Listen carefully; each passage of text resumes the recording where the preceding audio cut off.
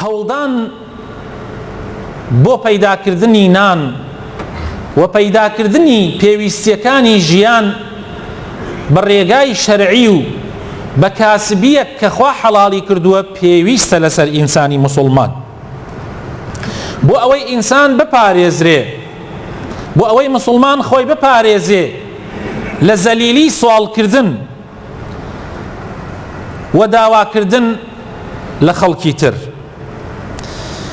کەوابوو کاسبیکردن وەگەڕان بە دوای نانی حەڵاڵ و تیکەی حەڵاڵە شەرەفە بۆ ئیماندار و عیزەتە بۆ موسڵمان و یارمەتیدەریشە بۆ دەیەها و سەدەها کاری چاکە. یعنی ئەگەر تۆ پارەت هەبێ و پارەی حەڵاڵت هەبێ یارمەتیت ئەدا بۆ ئەوەی کە ئینسان چاکە و چاکەکاری بکە و بڵاوی بکاتەوە.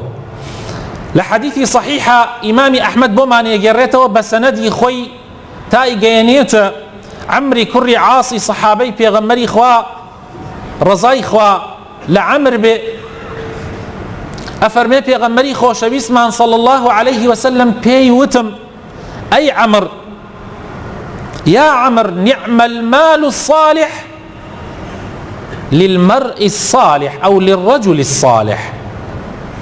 باشترین ماڵی چاکترین ماڵ بۆ پیاوی باشە.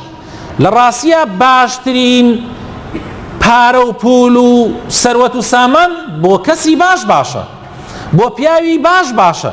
بۆیە ئەبێ ئینسانی موسڵمان کەم تەرخەم نەبێ و هەوڵ بدا کە پارەی باشی دەستکەوێ، بەڵام ئاگای لە خۆی بێ پارەکە لە ناو دەستیا بێ نەک لە ناو دڵیا.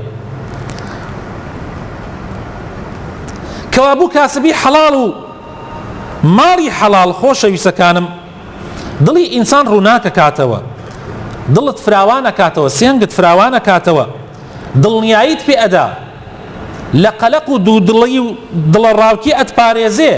دائیمەن بیرت لای ئەوە بێ ئەگەر تووشی موسیبەتێک هاتی چۆن معاملەی لەگەڵا بکەی، ئەلەوانە ئەتپارێزێ و یارمەتیتیش ئەدا بۆ ئەوەی زیاتر تاعەت بکەی، زیاتر عیبادەت بکەی.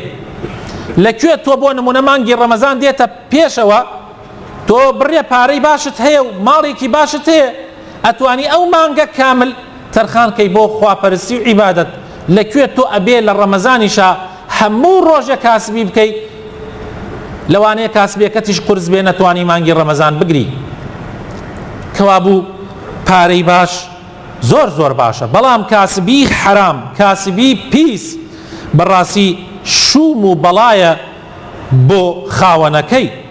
دڵی ڕقەکە، نوری ئیمان لە ناو دڵیا ئەکوژێنێتەوە، تووشی تووڕەیی پەروەردگاری ئەکا و وای پێ ئەکا کە منعی بکە لە وەرگرتنی دوعاکانی.